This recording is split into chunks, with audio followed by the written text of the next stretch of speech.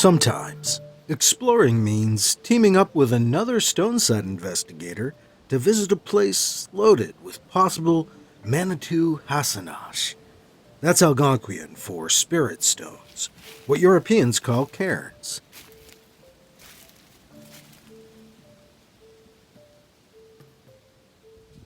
I'm author and researcher Mike Luoma, and I met up with Matt Adams of NEHSSIE, Northeast Historical Stone Sites, Investigations and Explorations, in Central Vermont. Hey, Mike and Matt here again, and we're in Central Vermont, and we're checking out a giant cornfield, and we've actually only gotten to the first few, but there are some amazing things that we've seen already, and we decided rather than keep searching around and looking for more and more and more, we would focus on what we found and sort of get a deeper understanding of what we're looking at, or try to anyway.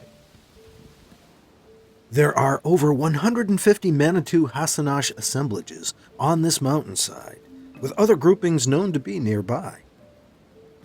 We focused on a few very interesting ones. Here, the arranged stones atop these two boulders, or bedrock outcrops, are connected by a brief stone row built between them.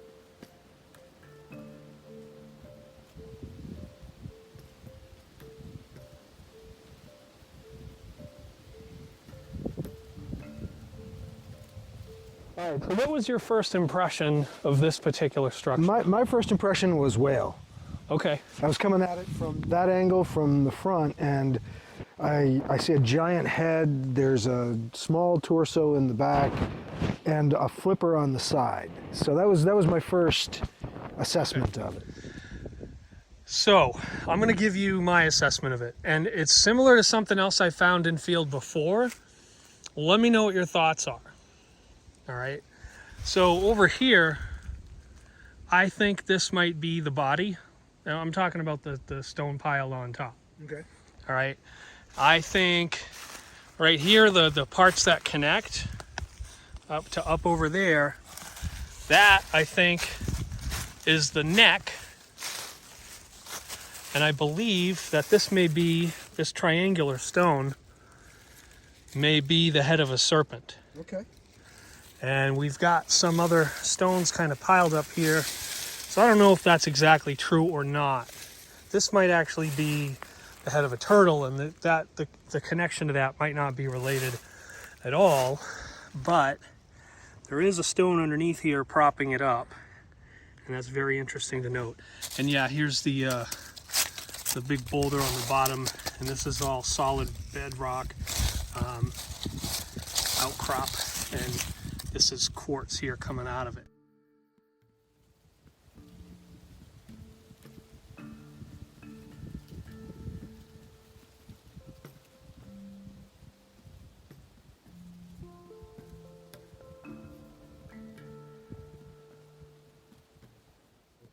But there's definitely been an effort made to join the two.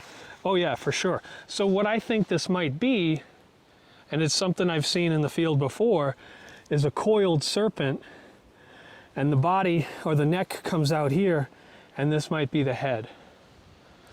I'm not sure, but that's my impression. This looks very, very similar to one I saw in West Virginia. Probably throw some photos up of that on screen.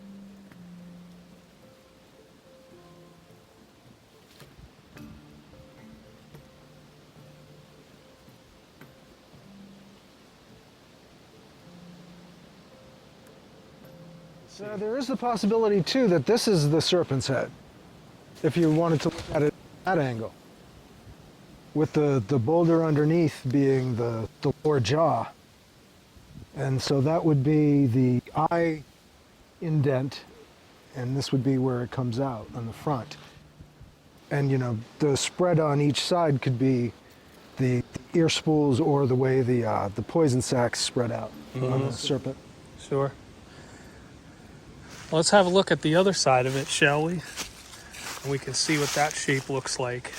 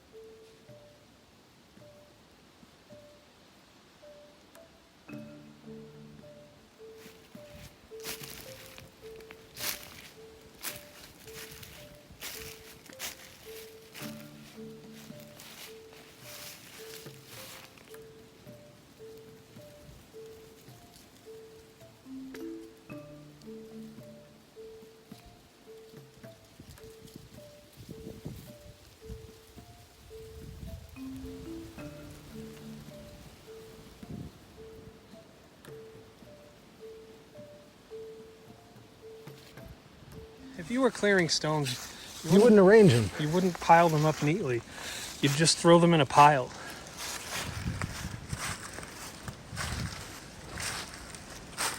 And there was a pile we saw earlier, first walking in, that looked like it could be a clearing pile, and it didn't look like this one. No, it didn't look anything like this. Obviously, there were stones here placed flat on top of a stone outcrop that comes out of the ground. Like this first course is flat, so they were trying to keep it flat for some reason. And then, of course, there are the stones here under these branches. And I think it's likely that this goes down a lot deeper. Yeah. You know, again, we're standing on top of who knows how much fill. Right. Right. So I think there's the chance that this went much further down and that debris has piled up on this side of it. So Yeah. I think we could be seeing something that actually had a clear space in front of what we're standing on. Oh, for sure. Yeah. I mean, who knows how long it's been piling up. And this is coming down the mountain too. So anything being washed down the mountain would certainly get stuck here. Yeah, on this side, exactly. Yeah. So it's tough to see, but those, let me see if I can zoom real quick. Those stones there are piled up. We're not sure how tall or how deep that pile is, but it certainly does connect from the base of that stone to this small pile over here. So there's actually a lot more stones here than just that triangular one that sticks out. Yeah. You know, let's see how many there are.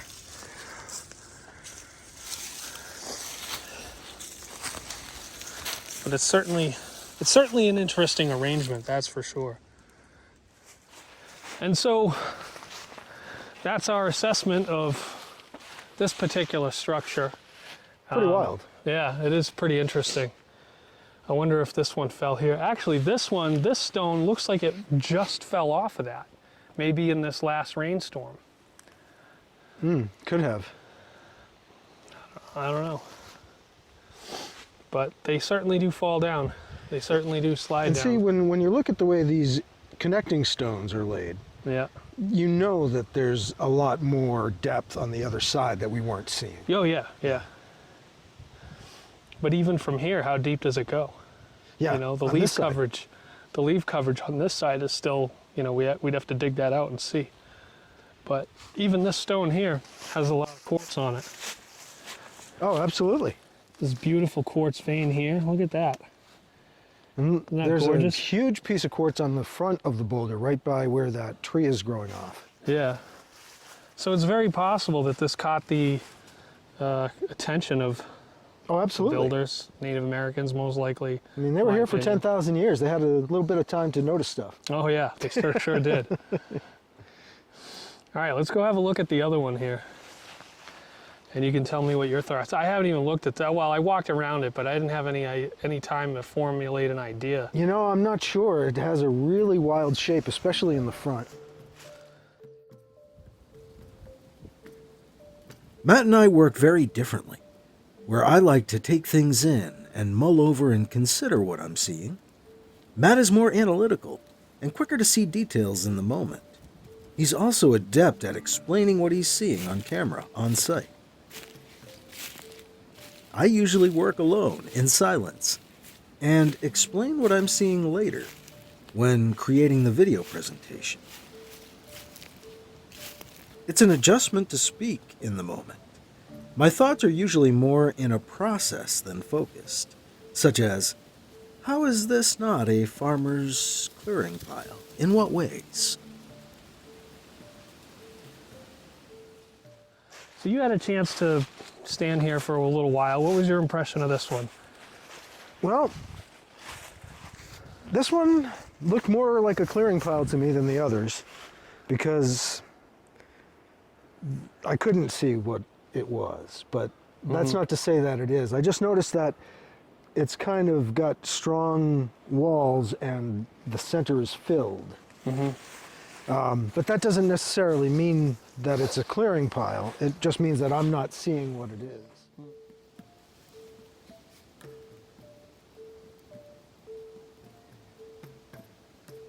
As these constructions are often dismissed as clearing piles, it's important to consider ways this could be one. But this is not a clearing pile.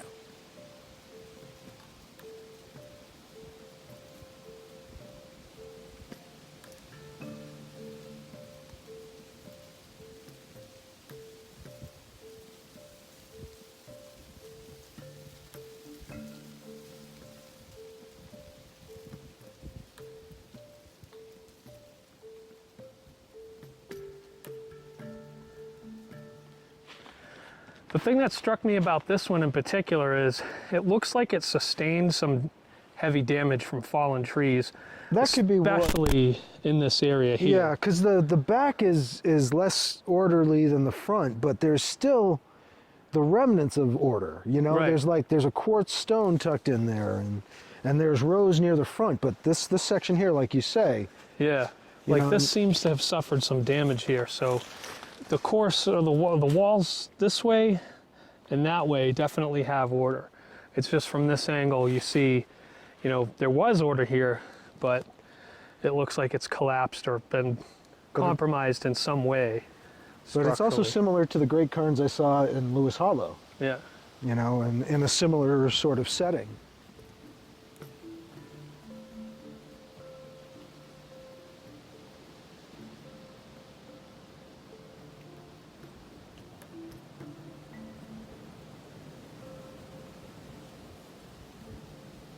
I find though that it has an interesting shape.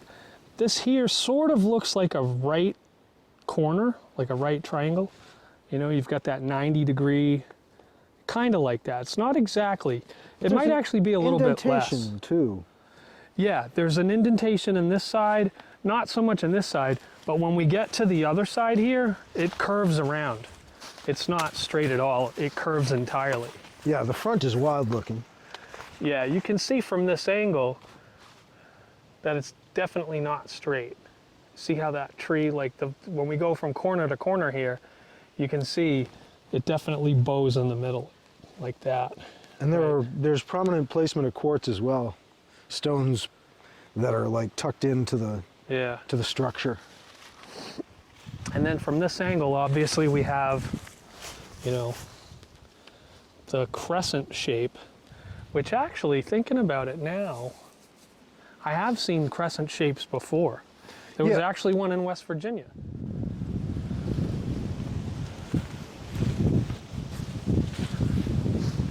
Now it looks like it may have fallen a little bit here in the middle. Like this may have given out some, possibly. And maybe the tree is kind of keeping some of it in place. Maybe. But if you look at the bottom stones, those tend to be the ones that move last. They usually, these structures tend to fall top first. Yeah.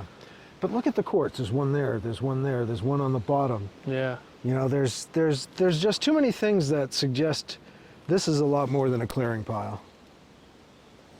Yeah, why would you include quartz here? I don't think you would. I mean, this, That's a beautiful geode. yeah. Yeah. It's interesting. There's actually like small crystals on this side. It looks like on this side, it was probably just the outside or, you know, whatever. But maybe somebody smashed it open to get to the center where you could see it more and display it on Yeah. the top. Yeah. But then we come down here and we have again some more of that outcrop, ledge outcrop, that's pretty much quartz. Yeah. This whole piece here is quartz and it's got some beautiful specimens of it, I guess is the right word, or sections. But And under the moss as well that, you know, yeah, we can't yeah. see, but And this whole thing here is the bottom, and it's all just more outcrop. it could be another serpent. Yeah. The interesting thing is, it's wide here. It has a crescent shape over that way, maybe, and then Well, I'm noticing this here. Look at this quartz vein that they included right up on top, like an eye. And look at the way the stone is shaped. It looks like an eye. Yeah, absolutely. I mean, it looks like it's collapsed some, yeah, yeah, but I think it's because there was more here that came off. yeah. Well, we've got this section, which is wide here, and then it kind of turns around, goes to that maybe not so much a 90-degree angle where we were on the opposite side, comes down here.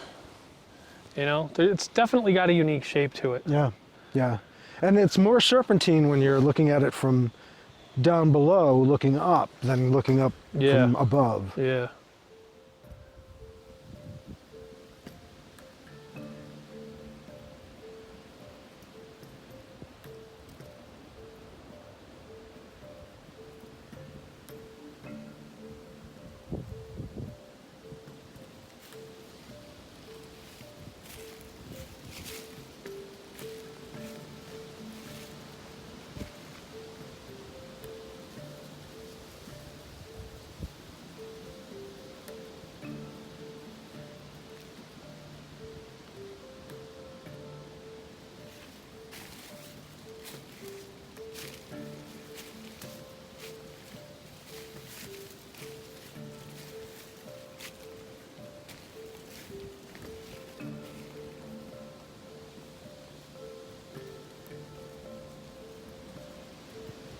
None of these assemblages appeared to be simple farmers' stone piles.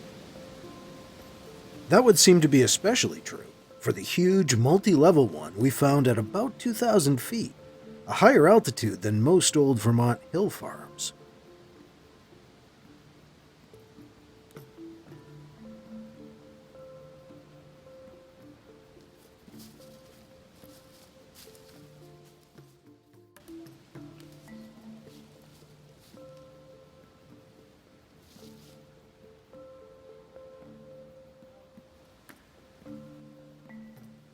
It wasn't easy to capture an assemblage this large and spread out on video.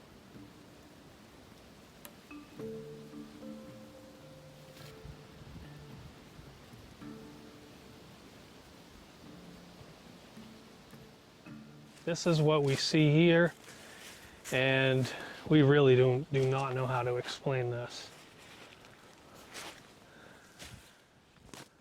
All right, so it starts up over there, comes around here in the front.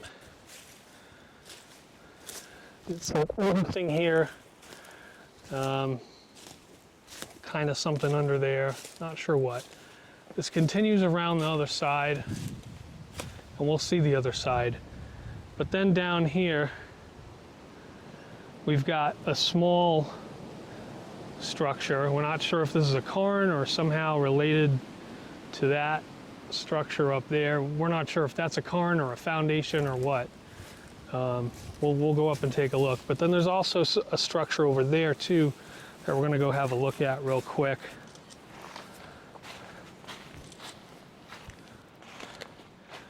We'll look up at that real quick.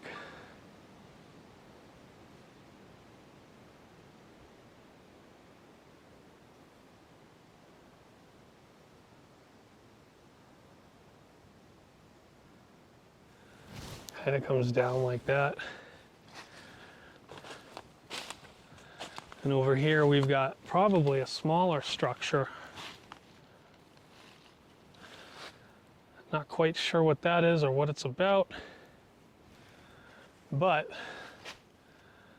let's go have a look up there and see what we can see. I think I see an eye over here.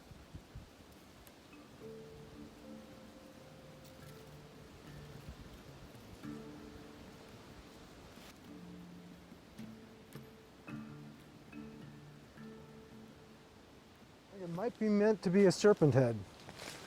A giant one. Nice.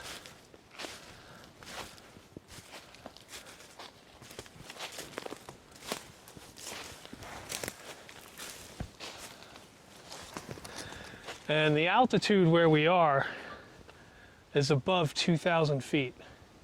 We're just above 2,000 feet. This is pretty high up.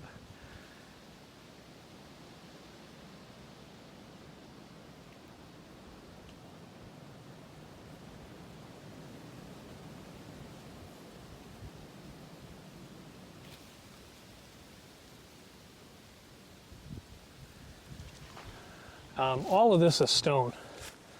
That looks like hill, but it's all small stones. We'll get up there in a minute.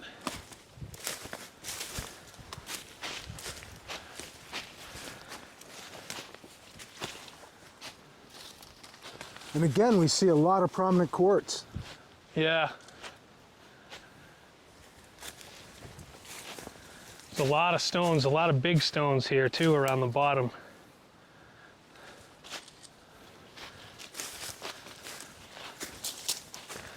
And you see how this is all small stone up here?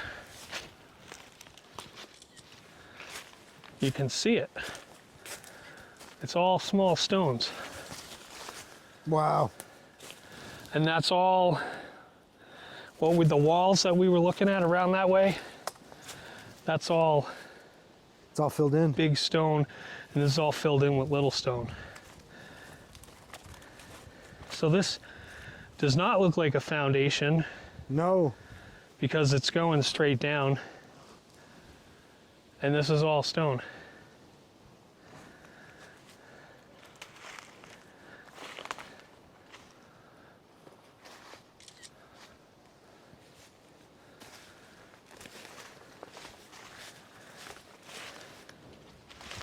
And here we go over to the side of the stone, or to the side of the structure, and we see where it ends. And it's built up, and then it's all piled up with stone.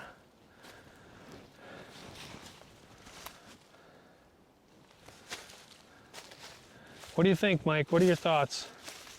Well, I've always got that other voice that's trying to debunk. You know? Yeah. And so one of my thoughts was this could be a retaining wall that's for an old road, that the road came through here and this is the top. But that seems unlikely. And it seems unlikely because one, we're at an altitude that's really high. Two, like I think we're almost at the top of the mountain right now. Like it doesn't look like you can go too much higher up, right? You wouldn't build a road at the top of the mountain. Yeah. You wouldn't do it. But the landscape, like right down that way, it just kind of, it's hollow, it scoops out. Mm-hmm. You know, if we were down closer to where the road actually is, you know, this would make sense, but go ahead. Well, that's the only time I've seen this kind of piling is when you've got like a really old road on a hillside. A lot of times it ends up kind of ditching itself into the hill. Mm-hmm. But otherwise, there's no really good explanation for those stones being up that high. Those small stones that are filling. Because the filling stones rise at a much higher altitude than those base stones. Yeah, So for sure.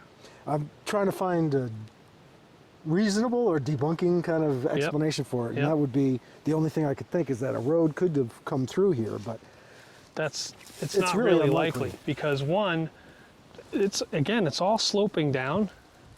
This is not the terrain for it, even on the other side. Yeah. You saw at the beginning of our walk around of this, we were looking directly uphill. That land down there would have been much better for a road than this is right here. So even if the road went over there and we saw it down there, it would make more sense. But here where it is, not so much. And again, we are kind of at the top of the hill, but this doesn't make sense no, in the way that we look at it. I've tried to debunk it and I'm not doing a very good job. The only other thing I could think of is if the land behind us over here was farmed at all, yeah, okay, I could see this as like a clearing pile, but why would you build a foundation to keep a clearing pile up? You would just throw the stone off the side of the mountain. You wouldn't pile it up like this. Yeah. You wouldn't go through the effort to build that wall that goes around this and then fill it in with small stone. You just wouldn't do it. You would throw it off and who cares where it landed. Yeah, I don't see a reasonable explanation or a No. colonial explanation. Right. It seems like this is a ritual space. Yeah, and like let's go back up to the top here, right? The highest spot of this. If there was any kind of, ritual going on here, even if it was a burial, right? We could imagine for a moment that this was a burial. We could imagine for a moment that maybe this was a place for a holy person to stand, and then the people would gather down below and take part in ceremony. I could see that, and that would make much more sense. Here we are at the highest point, you know, on the mound, and we've got a clear view of the sky. The sun is setting over there. We've got a clear view of the sky over here. We could see sunrises, we could see sunsets. We checked for possible alignments, but didn't find anything conclusive.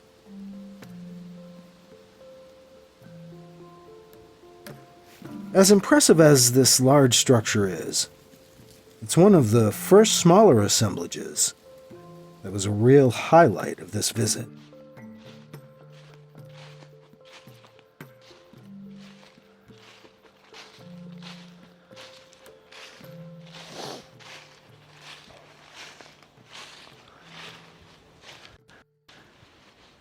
So here we have the first cairn that Mike and I were looking at, and oh boy, if we didn't spot what we think looked like a turtle. So I'm gonna get a little bit closer here. Obviously, this would be the shell, that would likely be the head, and it looks so much like this is an eye and that's a mouth, and even it's got the pointed hook that a turtle's mouth sometimes has. Could be a beak also. I doubt this is a bird, but that's another possibility.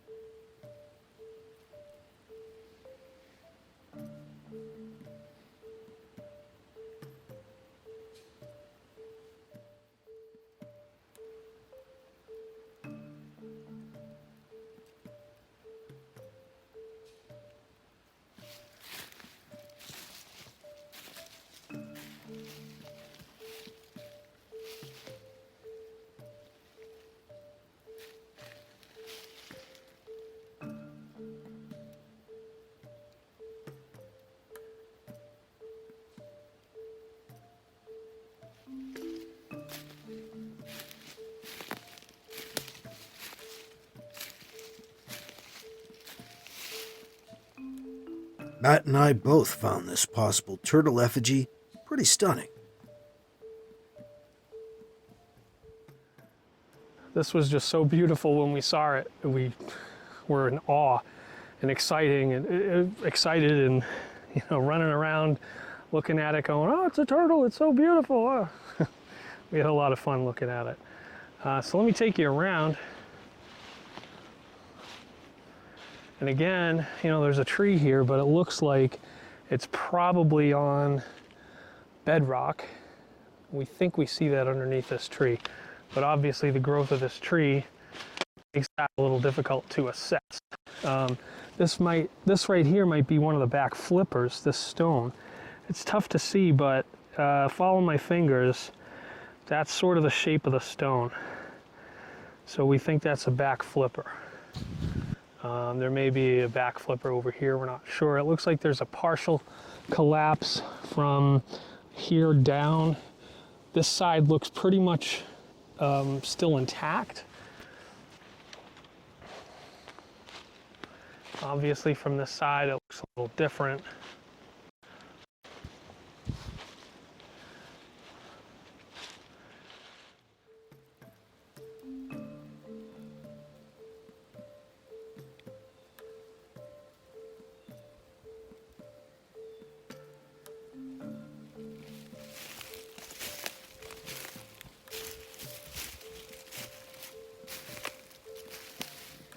I also found when looking at it from the other side, the mount appeared to look like the head of a bird. The turtle's head, now the bird's beak. This here might be another flipper, but also I'm sure there's more stone underneath all of this buildup of leaves. We just haven't dug that out yet. We only pulled, well, I only pulled enough away from this. I don't want to implicate Mike in something he didn't do, but I only pulled enough leaves off of this to kind of just get a better look at it. I didn't clear off the top too much, but wanted to see if there was anything else on this side of the head. Definitely looks like what we think is a face of a turtle. And that's the turtle cairn.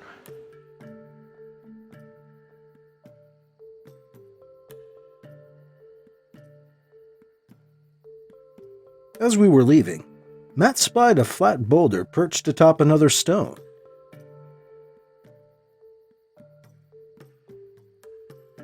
Investigating, we found something very interesting and kind of fun.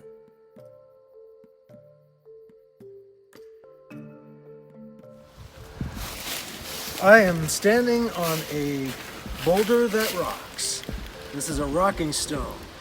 We found this right in Central Vermont, in the area with all the cairns, as we were driving past it, and Matt said, "Hey, do you see that over there?" And I was like, "Wow."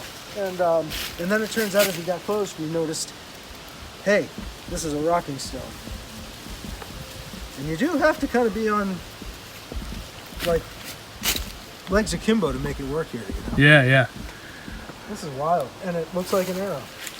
Yeah, it's got the shape of an arrowhead. It's cut in over here and over here, and then it goes out on each side, and it goes down to a point right there. And it's not fluted. No, it's not fluted. Here's the bottom. Okay, here's the bottom, and then it goes out to a point.